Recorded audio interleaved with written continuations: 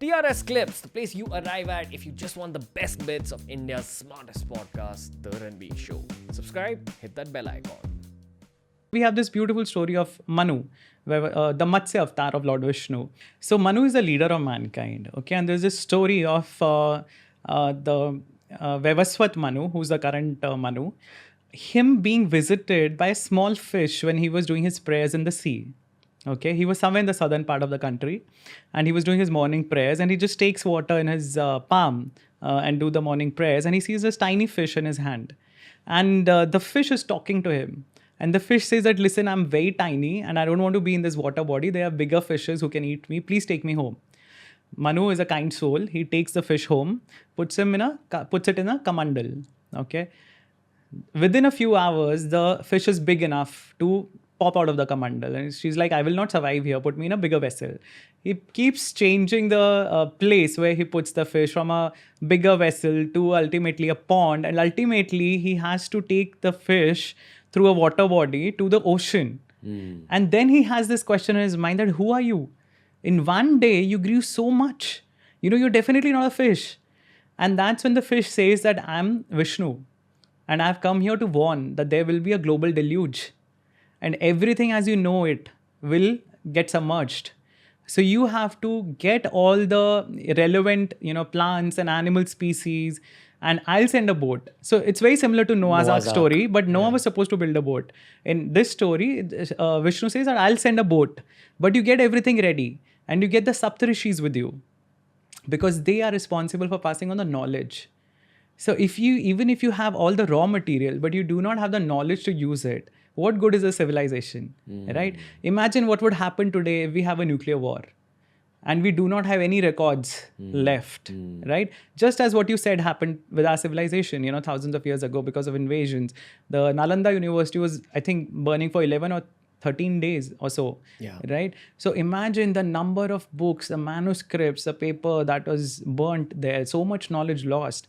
What happens when we lose that knowledge? You have to start again from the beginning. Also want to highlight the modern day internet. People visualize the internet as this ball in the air, or these electronic bits in Cloud. in the cloud. Yeah. What they don't understand is that the internet is made up of servers and wires. Yes. And they say that there are actual threats to the nature of the internet because of solar winds. Right. So the sun, if you actually wear, Yes. what are those really dark glasses called where you look at the sun and you know what I'm talking about, right? Like during an eclipse, you're supposed to wear those. Yes, the X-ray glasses.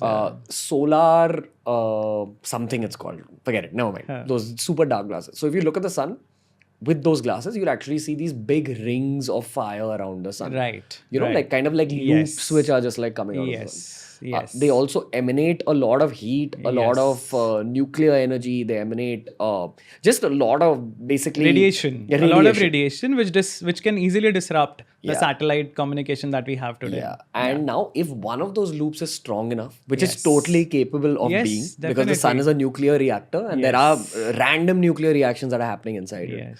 Now if one of those radiations are strong enough and they make their way to Earth and they make their way through the Earth's atmosphere and it hits all our electric lines, our wires, our servers, we'll actually probably lose the Land internet. in the dark zones, dark ages again. Yeah. So these podcasts, everything we've stored online, which we think is there forever. Everything is gone. Hold up.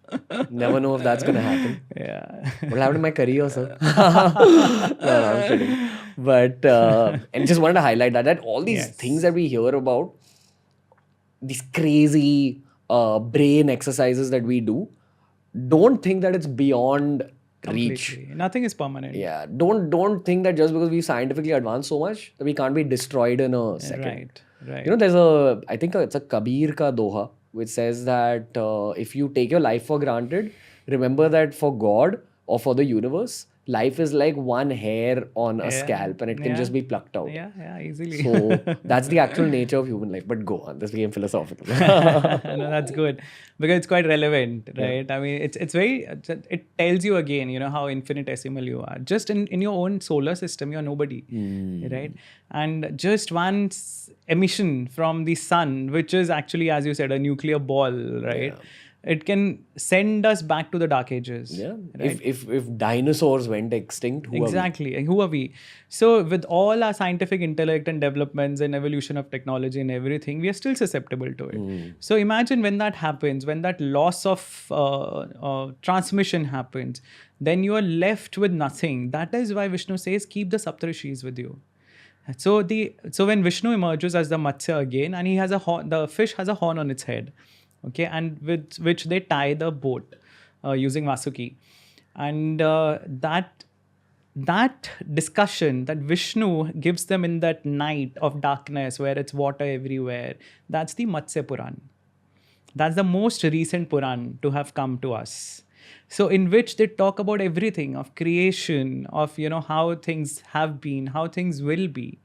So this clearly, if you go scientifically, even if you don't believe in a giant fish saving humanity, there is a definite point towards a geographical event where there was inundation all over the globe. And some lucky people survived and they had the knowledge to continue their civilization. It must have been a solar flare. Must have been a... Could be tectonic upheavals, could be, again, as I said, ice age meltdown, could be anything, right? Our globe, Earth, is such an unpredictable entity. Suddenly you have, there's this ring of fire in the Pacific Ocean.